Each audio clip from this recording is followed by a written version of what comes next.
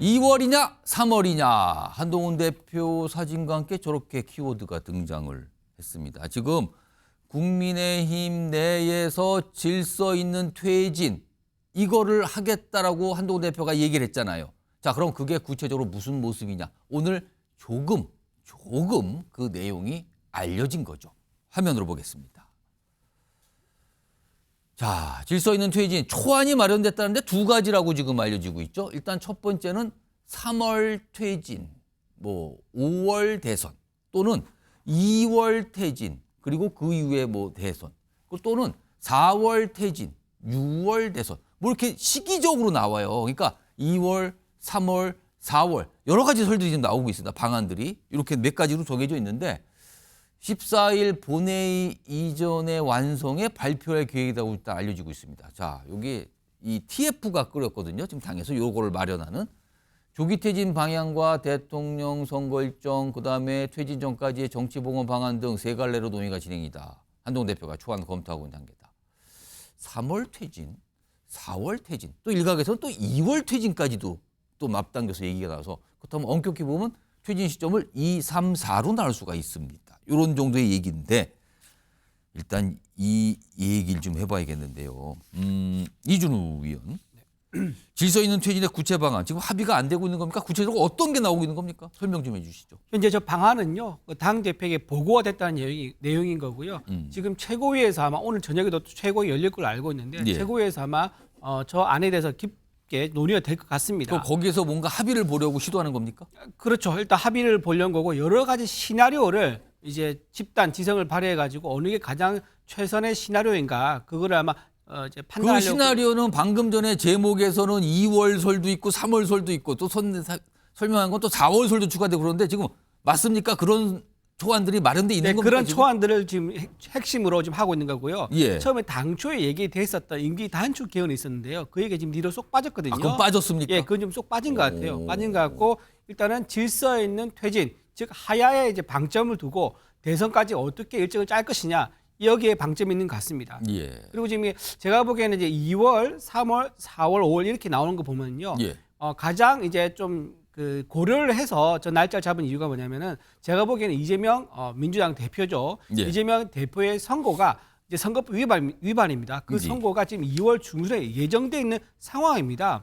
그런 상황이기 때문에 1월이 없는 이유가 아마 그걸 고려해서 즉 이재명 당 대표의 2심 선고를까지 보고 나서 결정을 하자라는 이제 그런 의미가 되는 것 같아요. 지금 국민의힘에서 그러니까 지금 보면은요. 가장 빠른 설이 2월 하야. 그렇죠. 네. 그다음에 가장 늦은 게 4월 하야 이렇게 나오잖아요. 네네. 그렇게까지 시간을 두는 거는 대선 날짜를 고려한 거잖아요. 그렇다면 네. 대선 날짜가 4월 또는 5월 또는 6월 이렇게까지 한 세 가지 정도가 나오는 건데 네. 그 배경에는 이재명 대표의 선거법 2심 그여 대법원의 확정 판결 그 시점을 고려하고 있는 겁니까? 그러면? 그렇죠. 그렇게 봐야 할 것 같고요. 대법원 확정 판결까지는 지금 고려하지 않은 것 같고요. 2심에서 무죄가 나오든 유죄가 나오든 둘 중에 하나일 겁니다. 그런데 아마 2심에서 유죄 선고 날 가능성이 높다고 지금 판단하는 것 같아요. 그거를 보고 대선을 치르는 게 국민의힘의 희망사항인 겁니까? 희망사항이라고 말하기 좀 그렇지만은 왜냐하면 2월 만약에 항소심 선고에서 유죄가 나오지 않습니까? 예. 그럼 민주당에서도 이건 굉장히 고민스러운 순간이 온 굉장히 거예요. 심각하게 고민하겠죠. 그렇죠. 2월 2심에서 유죄 나온 후보를 대선 후보로 끝까지 밀 수가 있느냐 이런 문제가 생기기 때문에 왜냐하면 대선 치른 도중에 대법원 선고가 나와버리면요. 예. 구속돼 버립니다. 그럼 후보를 바꿔야 되는 상황이 생길 수 있습니다. 그럴 수 있네요. 그렇죠. 이제 그런 상황이 생길 수 있는 거기 때문에 일단 2월 항소심 선고는 보고 판단하자라는 그런 대전제가 저 안에는 깔리는 것 같습니다. 성춘 부의장. 예. 그러니까 이 질서 있는 퇴진의 구체적인 방안이 하야 그리고 조기 대선 이건데요. 그 시점이 사실은 가장 중요한 건데 빠르면 2월 하야, 좀 늦게 잡은 거는 4월 하야 이렇게 시나리오가 나오고 있고 초안이 나왔다 그러는 건데 이게 아직은 공식화해서 공개된 건 아닙니다만 이렇게 알려지고 있잖아요. 이걸 두고 이제 결정을 하겠다는 걸로 보이는데 만약에 이게 공개가 공식적으로 된다면 민주당은 어떤 반응을 보일까요? 절대 받아들일 수 없죠. 아까 말씀드렸지만 헌법에 정해진 절차에 따라서 해야 되는 겁니다. 헌법에 대통령이 하야를 하겠다고 했을 때는 뭐 3개월의 시간을 준다, 4개월의 시간을 준다. 그럼으로써 질서 있는 명예로운 하야를 할 수 있도록 도움을 준다. 어떠한 조항도 없습니다. 그거는 지금 국민의힘이 지금 마치 대한민국 헌법 권력 구조를 지금 뭐 새로 짜내고 있는 것과 마찬가지라는 말씀드리고 싶고요.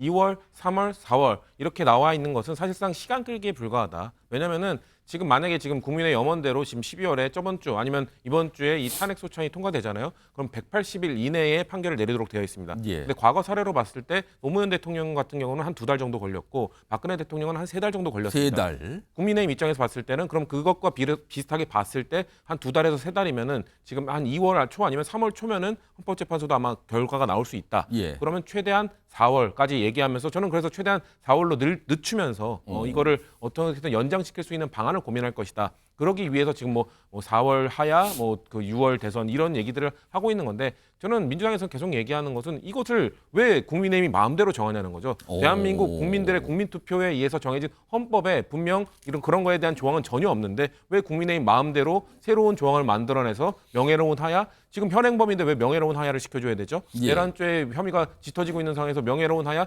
국민들이 동의할까요? 그리고 만약에 아까 전에 이재명 대표의 뭐 항소심을 좀 봐야 된다 이 말씀하셨잖아요.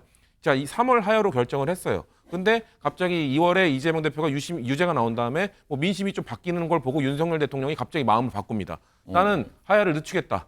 이거 어떻게 막습니까? 그리고 그때까지는 직무정지를 어떻게 합니까? 직무정지를 할 수 있는 방법이 있습니까? 지금 아까 뭐 한동훈 대표가 뭐 며칠 전에 이야기했던 뭐 외교권도 뺐고 뭐 다 사실상 직무 배제를 시키겠다고 했지만 국방부에서 뭐라고 답변했죠? 군 통수권은 여전히 대통령에게 있다고 얘기를 했었고 그럼 외교 권한도 없고 내치 권한도 없고 내치 권한, 외교 권한 없는 그 국가 원수는 이펑 군주제의 왕밖에 없습니다. 지금 대한민국의 이 권력 구조를 잠시 몇 달 동안만 이펑 군주제로 운영하자는 겁니까? 그러니까 이렇게 말이 안 되는 얘기들을 지금 뭔가 최대한 연기시키기 위해서 탄핵이라는 이걸 피하기 위해서 뭔가 그럴듯한 명분처럼 내세우고 있지만 저는 헌법에 어긋나는 것이고 국민들 정서에도 어긋나는 것이다 이렇게 말씀드리고 싶습니다. 오늘 이와 관련해서 이재명 대표가 살짝 얘기한 게 있습니다. 짧은 내용인데요. 들어보겠습니다. 하야 4월 대선, 3월 하야 5월 대선을 지금 하자고 지금 제안 중인데 이에 대해서 좀 어떻게 생각하시는지요? 국민들이 납득할지를 판단해 봐야 되겠죠. 국민들 그 중대 범죄자를 계속 그때까지 그 지위에 놔두겠다는 걸 과연 국민들이 동의할지 모르겠습니다. 자, 그리고요. 여당 내에서도 이 퇴진 방안과 관련해서 설명이 좀 있었습니다. 들어보시죠.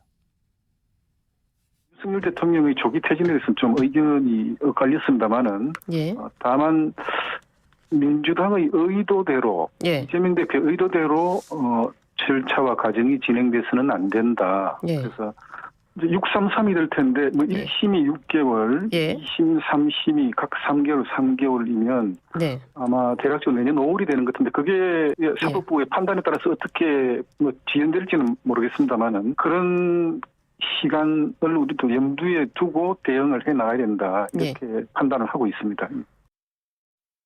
그러니까 이재명 대표의 선거법 위반 혐의 재판 2심 대법원 이걸 감안하고 있다라는 설명이 또 나온 거네요. 김성수 변호사. 그렇다면 이재명 대표의 이 선거법 위반 혐의 재판 2심 이게 언제쯤 나온다고 봐야 되는 겁니까? 예, 일단 공직선거법 지금 앞서 여러 가지 영상에서 나왔던 것처럼 이 공직선거법은 270조에서 6개월, 3개월 룰을 정하고 있습니다. 강행 규정이거든요. 그래서 1심에서 6개월, 항소심 3개월, 이제 대법원 3개월 이렇게 봐야 되는 겁니다. 그런데 실질적으로는 이 현실적으로 증인신문이라든지 이런 부분이 필요하다고 한다면 6개월도 이제 지켜지지 못하는 경우가 대부분이고 항소심 같은 경우에도 증인신문에 만약에 시간이 소요된다고 한다면 3개월 넘을 수 있습니다. 다만 이제 다른 관련 사건들을 봤을 때는 과거의 사건들을 봤을 때 이 항소심 같은 경우에는 1심에서 보통 증인신문을 대부분 다 하기 때문에 항소심은 조금은 빨리 선고가 되는 것 같기는 합니다. 예. 그렇기 때문에 최대한 법원에서 이 3개월을 맞추려고 노력을 하지 않을까 생각이 되고 다만 대법원 같은 경우에 대법원이 이제 과거 이재명 대표의 공직선거법 위반 사건 있지 않습니까? 그때도 항소심 판결부터 대법원 선고까지가 거의 1년 정도가 소요가 됐었거든요. 그렇다 보니까 만약에 항소심에서 3개월 조금 넘는 기간 내에 선고가 난다고 하더라도 대법원 선고는 또 그때까지 난다고 보장할 수가 없기 때문에 그런 부분에 대한 변수가 있고 또 이제 현재 지금 저희가 공직선거법 위반 사건만 이야기를 하고 있는데 위증교사 사건 같은 경우도 1심에서 무죄가 선고되긴 했지만 항소심에서도 이제 심플하게 이제 사실관계가 심플하기 때문에 빨리 진행이 될 수가 있고 이 결과가 달리 나올 수도 있는 부분이 있기 때문에 이런 부분까지도 조금 기대를 하는 것이 아닌가 좀 생각이 드는 부분이 있습니다. 자, 국민의힘이 고려하고 있는 질서 있는 퇴진의 구체적인 방안이 이재명 대표의 선거법 위반혐의 재판과 맞물려 있다. 이런 설명이 나오고 있는 거예요, 지금. 자, 과연 그 안이 나왔을 때 민주당의 반응. 이것도 굉장히 주목할 점이 되겠네요.